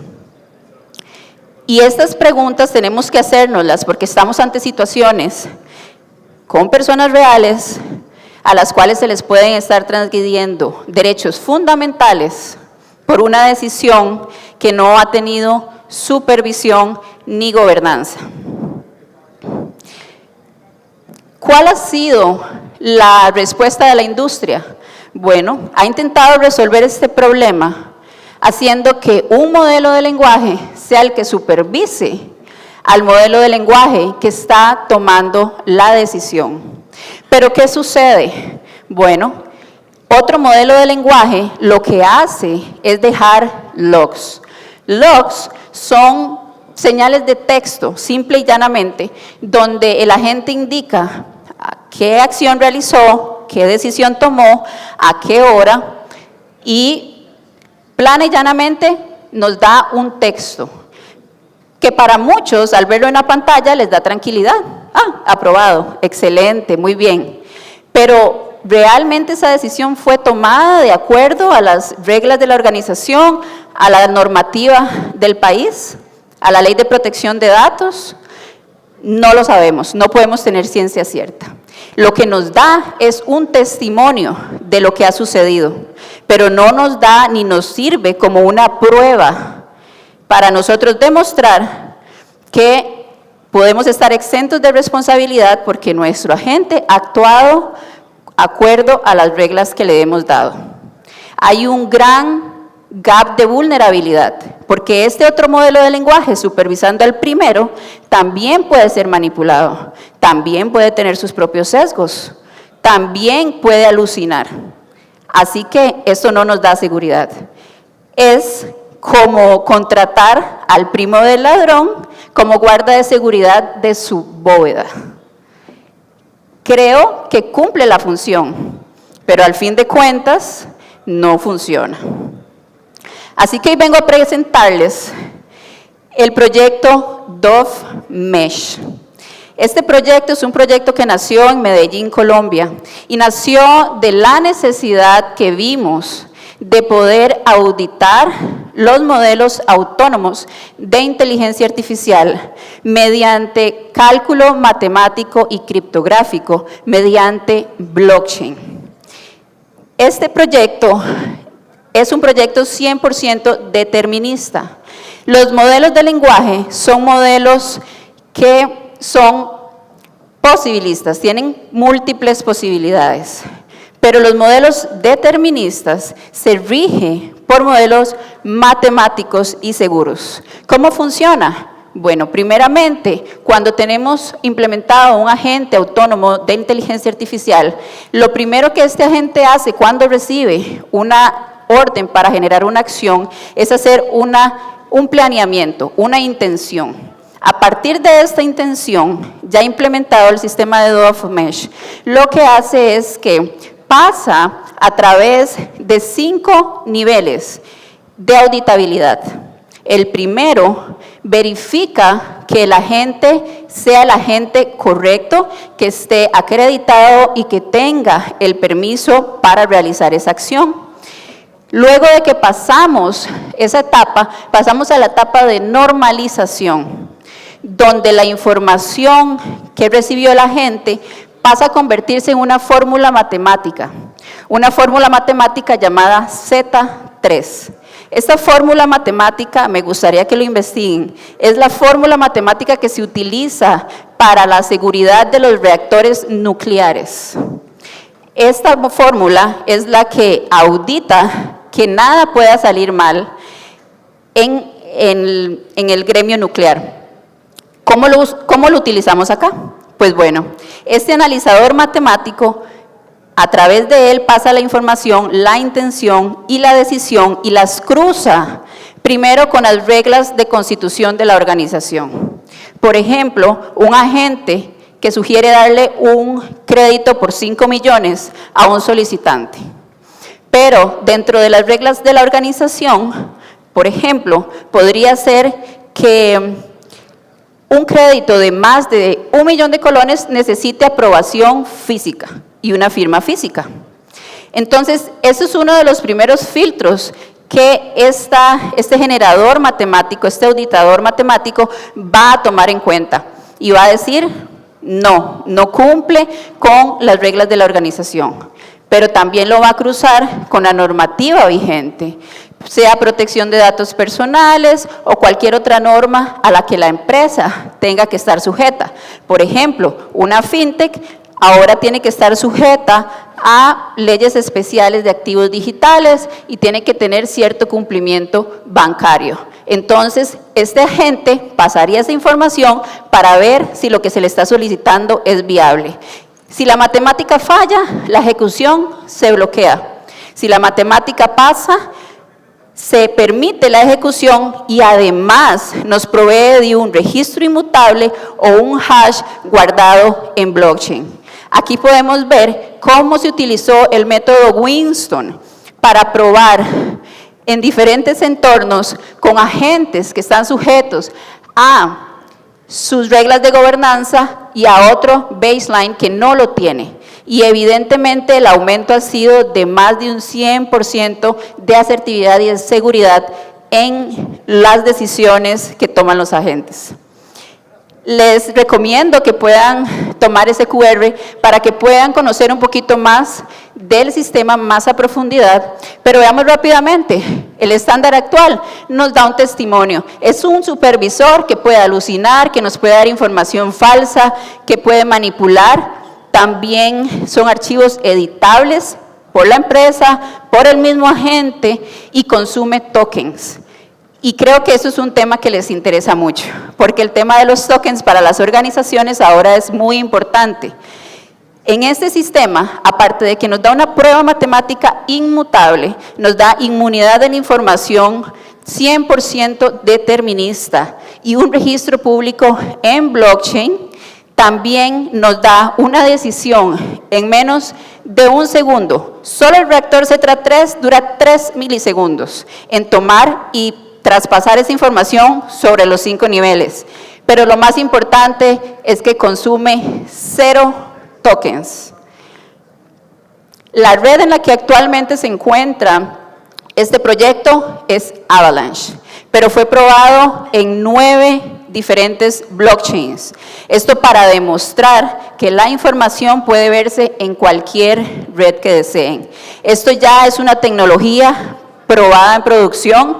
Desde BlockRock es un placer anunciar que estamos iniciando con la estrategia de implementación en nuestro país y estaremos próximamente con planes pilotos tanto en empresas privadas como en el sector público. Así que el mensaje que quiero darles hoy es que la ausencia de gobernanza de sus organizaciones no reduce costos, realmente lo que hace es diferirlos y multiplicarlos. El costo del retrofitting, que es quien no implementó gobernanza desde el diseño y quiere arreglarlo después, les cuesta hasta un 4 y 5 veces más de lo que les hubiera costado si lo implementan al principio. Y hay otra historia, el 88% de los proyectos pilotos se quedan en un limbo porque nunca pasan a producción, por lo mismo, por no tener gobernanza.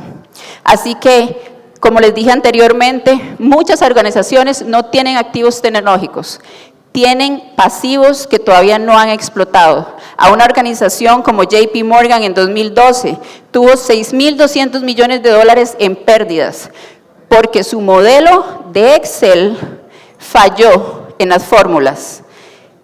¿Y qué era el detonante? Que no tenía supervisión independiente ni continua.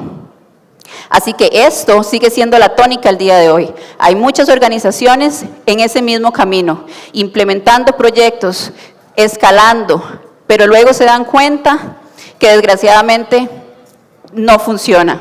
En la institucionalidad también es importante que se aplique, que nuestras instituciones públicas tomen en cuenta que los que implementan gobernanza de inteligencia artificial desde el diseño van a fortalecer la confianza ciudadana, pero quienes no lo hagan van a perder legitimidad democrática, porque la confianza pública también requiere de este tipo de arquitectura. Así que, para finalizar, quiero dejarles 3 cosas que pueden hacer dentro de sus organizaciones.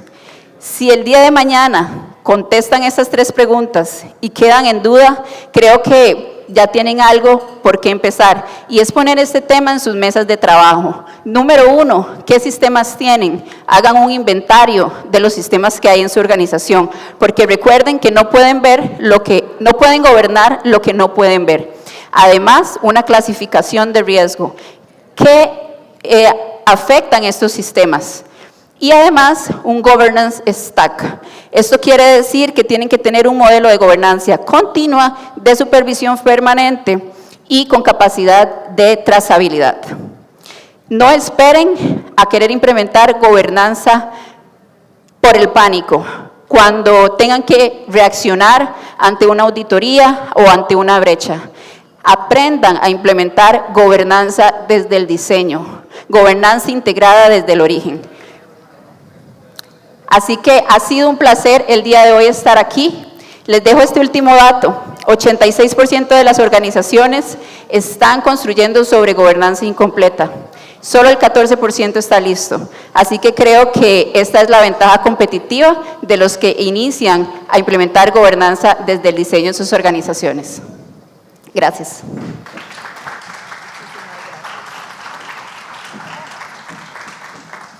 Muchísimas gracias.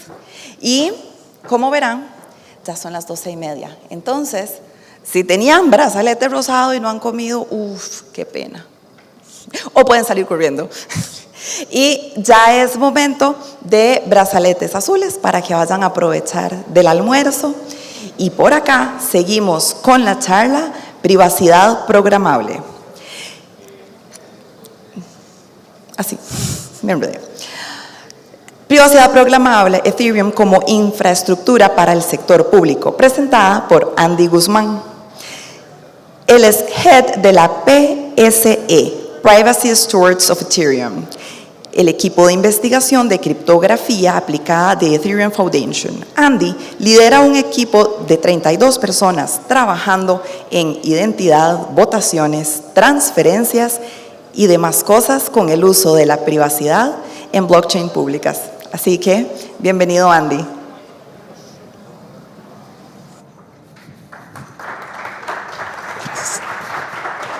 Gracias. Levanten la mano si ustedes alguna vez han escuchado que las blockchains son anónimas y 100% privadas.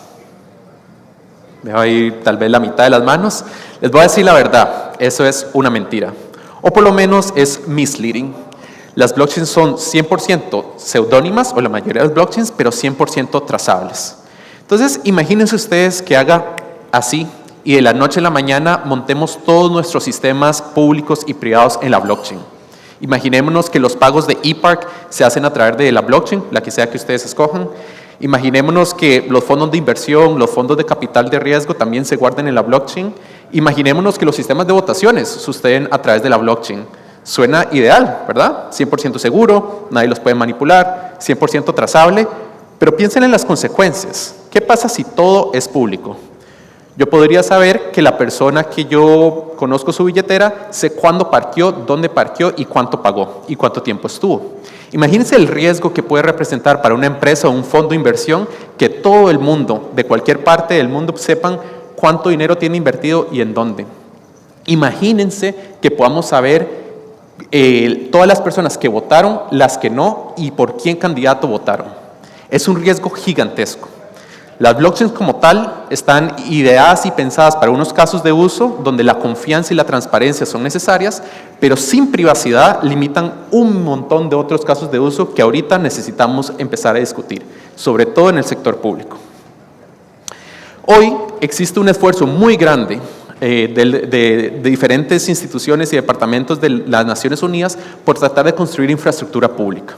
Así como existen carreteras, rotondas, puentes, infraestructura física pública, también existe infraestructura digital pública. Entonces, los sistemas de identidad, los sistemas de pagos, los sistemas de reporte de impuestos, todos esos son sistemas digitales que en el mundo se están tratando de acelerar por el beneficio de la población. Sin embargo, muchos de esos sistemas que se quieren darle al salto y la transición a blockchain no tienen como requisito privacidad, y eso es un peligro enorme. La ONU ha reconocido, sobre todo el departamento de Open Source, que tiene que existir privacy by design. En muchas de las soluciones actuales que no utilizan criptografía, el diseño de privacidad es una política, es decir, un documento, un manual, un proceso que le da privacidad, es decir, no poseen esta cantidad de información a la blockchain, solo un ente regulador puede tener acceso a esta información, necesitamos personas manualmente revisando y que firmen un disclosure de que no pueden compartir a los demás, y en un sentido eso puede funcionar, pero es limitante. Muchas personas, muchos países no saben realmente cómo implementar estas políticas, y lo que yo vengo a argumentar es que existe un mejor camino, que es lo que se llama la privacidad programable. En vez de utilizar términos legales, políticas y procesos manuales y humanos, ¿por qué no utilizamos código y criptografía? En Costa Rica tenemos muy buenas bases sólidas de infraestructura pública digital. Por ejemplo, la cédula digital, SIMPE, firmas electrónicas y muchos otros. ¿Por qué no implementamos esta infraestructura pública digital para casos de uso públicos pues, más creativos, pero al mismo tiempo lo implementamos con privacidad? Entonces, como les decía, la blockchain promete transparencia, pero para casos de uso públicos eso no es suficiente. Imagínense registros inmutables del gasto público, genial. Auditoría ciudadana en tiempo real, genial, lo necesitamos. Trazabilidad de subsidios, trazabilidad de contratos, herramienta real contra la corrupción, lo necesitamos. Pero ¿qué pasa si empezamos a decir, ok, todos los pagos públicos a los doctores, a las personas, a los proveedores tienen que ser 100% visibles para todo el mundo? ¿Puede uno inclusive exponer diagnósticos médicos? Imagínense que todo el EDUS esté puesto en la blockchain sin privacidad. Todo el mundo podría ver la información e historial de salud de cada persona. Lo mismo con la identidad. ¿Qué pasa si yo pudiera trazar por quién votaron los últimos, no sé, las 3 elecciones y dónde parquearon y dónde viven y qué reportan de impuestos? Es un riesgo individual. Entonces, realmente queremos transparencia en los procesos, pero no en los ciudadanos. Y quería desmentir un misconception que existe, que privacidad no significa anonimato. Anonimato es yo no sé quién ejecutó una acción, pero la acción sucedió. Privacidad es la capacidad de decir qué información ve quién y en qué contexto. Entonces es un espectro, y es un espectro que depende del punto de vista en el que se ve. 100% público, donde cualquier persona puede revisar esa información, y para algunos casos de uso eso es lo que queremos. Puede ser público pero limitado, es decir, solo el regulador puede ver toda la información pero el resto de personas no pueden verlo. Puede ser 100% privado, donde el ciudadano o el ente decide qué revela o no. Y bueno, la privacidad selectiva, donde por ejemplo un regulador le puede pedir una información a una institución y la institución puede revelar. ¿Qué tipo de cosas? Por ejemplo, demuestre que usted sí pagó el IVA o sí hizo el reporte de la renta en un año. El regulador puede ver lo que tiene que ver, pero el ciudadano se queda con su información personal sin romper la privacidad. Y aquí es donde entro y voy a hablar un poquito en temas técnicos, una rama de la criptografía y la computación que es Zero Knowledge Proofs o pruebas de conocimiento cero. Existen muchas otras herramientas, pero esta es una de las principales. Es la capacidad de demostrar que algo es cierto sin revelar la información base de que es eso cierto. Voy a decir un ejemplo. Ahorita si uno quiere, bueno, ya no, pero cuando uno está cerca de los 18 años y uno quiere ir a un bar, uno tiene que presentar la cédula y la persona que está al frente tiene que leer la cédula, ver podría ver el nombre, la cédula, el número de identidad, la fecha de nacimiento, la dirección, el nombre de los padres, podría ver todo de uno. Pero tal vez uno solo necesita demostrar que tiene más de 18 años. ¿Qué pasa si en el mundo real existiera un mecanismo de criptografía donde yo puedo demostrar que tengo más de 18 años sin decir quién soy? Eso ya existe. Y no solo existe para cosas triviales como demostrar más de 18 años, sino para cosas como soy costarricense, he pagado mis impuestos, seguí el procedimiento tal. Estas pruebas criptográficas pueden ser tan complejas que pueden resguardar la información sensible, pero demostrar que sí cumplí los requisitos necesarios para cierto proceso. Lo interesante es que no estamos nuevamente cumpliendo esto por parte de procedimientos. Por ejemplo, el procedimiento de KYC o Know Your Customer es un riesgo de privacidad gigantesco porque todos le estamos mandando nuestra foto del documento de identidad, de pasaporte, a un montón de instituciones. A cada institución que tiene que revisar que yo no soy un terrorista y que soy un costarricense. ¿Qué tal si yo, en vez de mandarle una foto de mi documento, yo le envío una prueba criptográfica que soy costarricense, que no estoy en una lista, no sé, de búsqueda de la Interpol y que tengo más de 18 años? No necesitan saber más que eso y yo podría eventualmente cumplir con los requisitos o el principio fundamental por los que se crearon estos documentos, ¿verdad? La regulación obviamente tiene mucha letra fina y hay que entender en qué situaciones esta tecnología puede funcionar, pero realmente permitiría evitar hackeos masivos, minado de datos, abuso de la información personal, que ahorita realmente lo que estamos haciendo nosotros es dispersando nuestra información sensible en un montón de empresas e instituciones públicas. Y ustedes dirían, bueno, yo he escuchado que las blockchains públicas como Bitcoin, Ethereum, no sé, Solana, Avalanche, Stellar, no son muy buenas porque todo se puede ver, eso es cierto. ¿Por qué no utilizamos una blockchain privada?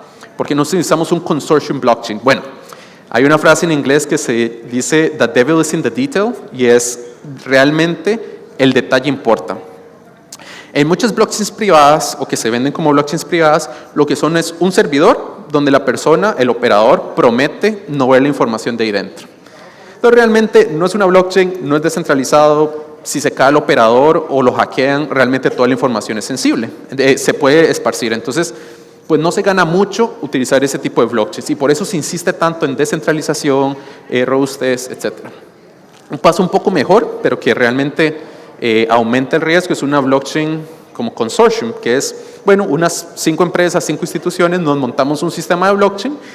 El reto es que estas 5 empresas o 5 instituciones tienen la información total y solo ellos tienen acceso a la información, pero si alguna de ellas es hackeada, pues toda la información se pierde, ¿verdad? La propuesta que yo les traigo aquí es utilizar blockchains públicas, pero con criptografía programable o privacidad programable, como sería una combinación Ethereum con Zero Knowledge. Entonces, es una blockchain realmente descentralizada, donde hay cientos o miles de nodos a través del mundo, donde si se cae uno no pasa nada, donde si hay sanciones en un país, pues no pasa nada, mi sistema todavía sigue funcionando, pero utilizamos privacidad programable de tal manera que todos los casos de uso que ahorita nosotros pensamos que utilizamos en el día a día en servidores normales, podríamos implementarlos acá. Nuevamente, privacidad programable garantizada por matemáticas y no por confianza en el operador o sistemas legales. ¿Cómo se ve esto? Bueno, voy a poner un caso de ejemplo de uno de los retos que está viviendo ahorita Brasil. Desde el 2022 anunciaron el proyecto DREX, que es tratar de generar 2023, tratar de generar su propia moneda y sistema en Brasil para pagos y otros, ¿verdad? Bond issuance, delivery versus payment, básicamente toda la infraestructura digital a través de la blockchain. Ya lo han intentado 4 veces y el año pasado volvieron a poner el proyecto en pausa y la razón número 1 para hacerlo es riesgos de privacidad. Entonces, si eso no se piensa desde el principio, realmente la infraestructura pública no puede persistir para un montón de casos de uso. En el pasado, ¿verdad? Este tipo de sistemas tecnológicos eran demasiado caros. Actualmente son mucho más performant a nivel de velocidad computacional y mucho más flexibles para programar y crear casos de uso.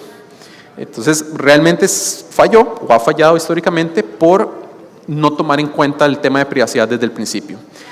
¿Qué existe hoy que sí está utilizando criptografía programable? Por ejemplo, existen varios proyectos de identidad digital en la Comisión Europea de Digital Wallets, donde están utilizando Zero Knowledge Proofs para demostrar lo que los estaba mencionando. Entonces, las instituciones públicas nada más adoptan un verificador donde pueden solicitar información o solicitar al usuario que demuestre información sin darme absolutamente toda la foto, el documento de identidad, etc. Y de forma matemáticamente verificable. Es decir, que nadie puede forjar un pasaporte o con ChatGPT o, no sé, otra inteligencia artificial crear un fake, ¿verdad? Un Photoshop de un documento de identidad que no existe, sino que con estas matemáticas es imposible tratar ¿verdad? De engañar al sistema verificador.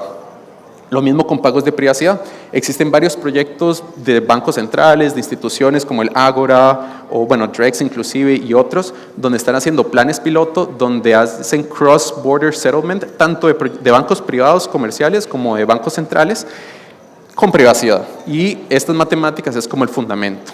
Nuevamente, compliance, como por ejemplo lo que les mencionaba, que una institución pueda demostrar que es solvente, ¿verdad? Que no tiene más deudas que assets, sin revelar toda su cartera a los reguladores, es un posible caso de uso que ya se está explorando en varios países, y lo mismo con registros públicos, ¿verdad?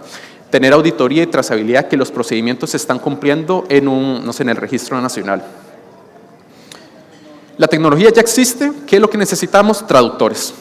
Que traduzcan las necesidades o los flujos ahorita actuales que tenemos arcaicos en estas nuevas tecnologías, que utilicen como Zero Knowledge Proofs, y les mencioné que hay otras siglas o términos técnicos, MPC, TE, FHE, son simplemente herramientas tecnológicas que me permiten hacer unos u otros procesos para el beneficio y la demanda de las organizaciones que ustedes representan. Yo lidero, bueno, diferentes equipos que ahorita están buscando hacer estas pruebas más rápidas, más baratas, que puedan leer la información de la blockchain sin revelar qué información estoy leyendo, porque inclusive ahí hay un peligro de revelar información o intención, transferir valor, ¿verdad? Dinero, tokens, representación de activos digitales, físicos o lo que sea, de forma privada. Y la apuesta es que todas las wallets, o sea, la información, esta documentación, estas herramientas técnicas sean transferibles, pues, básicamente cualquier blockchain, pero sobre todo para cualquier caso de uso. Entonces, la capa común es una capa de privacidad que me permita, pues, crear casos de uso cada vez más complejos. Tal vez solo mencionar brevemente el tema de identidad, que requiere su conversación propia, pues hemos creado papers presentados igual en la Comisión Europea y en otros, y planes piloto con World Food Program, donde es necesario nuevamente tanto el issuance en el momento que se le da un documento de identidad a las personas y que no se ligue a una identidad en la blockchain, es necesario preservar pues ciertas garantías de privacidad y sobre todo cuando se empiecen a utilizar. Entonces voy a poner un ejemplo, un caso concreto. Imaginémonos que queramos hacer más eficiente el programa de subsidios, no sé, de Limas o de otras instituciones que ayudan a la población a través de la blockchain. Simplemente el gobierno central fondea a la institución, le da X cantidad de millones de colones y esta institución se lo da a las personas a través de la blockchain. 100% trazable, suena ideal. ¿Qué pasa si la base de datos se revela y dice cuál persona es cuál identidad en la blockchain? Bueno, podríamos empezar a atacar, ¿verdad? Y identificar a las personas y qué acciones tomaron en la blockchain si no se pensó en un sistema de identidad desde el inicio.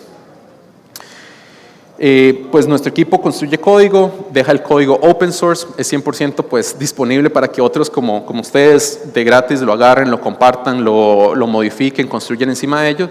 Y como les mencionaba, bueno, en la entrada yo pues manejo a 32 personas que hacen investigación abierta y pues no hay un fin de lucro, no vendemos software, lo que queremos es que la adopción de blockchain, particularmente Ethereum, pero cualquier blockchain y criptografía programable, permita hacer casos de uso que beneficien al país, ¿verdad?, a la humanidad. Entonces, yo pienso que podrían ser 3 proyectos piloto para algunas de las personas que estén aquí en instituciones interesantes, ¿verdad? Uno que un compañero aquí también en la sala pues lo ha desarrollado es, ¿qué tal que yo pueda demostrar hechos con firmas digitales, con cédula, la cédula digital, hechos de mi persona, ¿verdad?, de la identidad? Eso podría desbloquear un montón de casos de uso, donde podríamos hacer un pues, Know Your Customer más flexible, más rápido, menos costoso. Estaba hablando con una persona la semana pasada, que hay un costo por verificar que una persona es un ser humano y que realmente es costarricense, no sé, de $1, $2 por verificación, a veces hasta más. Esos son costos que se pueden ahorrar con tecnología como esta. Reducir el tiempo, ¿verdad?, de onboarding para los usuarios, nuevamente con AML y KYC, y bueno, también un padrón electoral verificable. ¿Qué pasa si aquí hubiera una municipalidad que quisiera pues, preguntarle a todas las personas que vienen a la municipalidad qué opinan de este proyecto? O que voten, que tengan, no sé, 100 millones de colones y que traten de votar en proyectos vetados por la municipalidad, ¿cómo se distribuye eso? Ahorita es casi imposible o muy difícil hacerlo y respetar la privacidad. ¿Qué pasa si hiciéramos un proyecto donde con Zero Knowledge Proofs yo podría decir, ok, todas las personas que vivan en este cantón según su cédula de identidad pueden votar una única vez sin yo saber quiénes son? Empiezan a desbloquear una serie de iniciativas, proyectos, capacidades que realmente pueden transformar la gestión pública y, bueno, por supuesto privada también para casos de uso, ¿verdad?, de infraestructura digital pública. Este es otro ejemplo de una transacción, cómo se podría ver. Y en el fondo lo que les quería compartir es, existen estas tecnologías, hay voluntad de nosotros los tecnólogos de que esta tecnología dé el salto, que sea útil para la población, para los países. Lo importante es que hablemos, ¿verdad? Que entendamos cuáles son las necesidades y entendamos cuáles son las capacidades actuales y las limitaciones de estas tecnologías y, bueno, hablar un poquito de cómo podríamos hacer para resolverlas. Eso sería. Muchas gracias.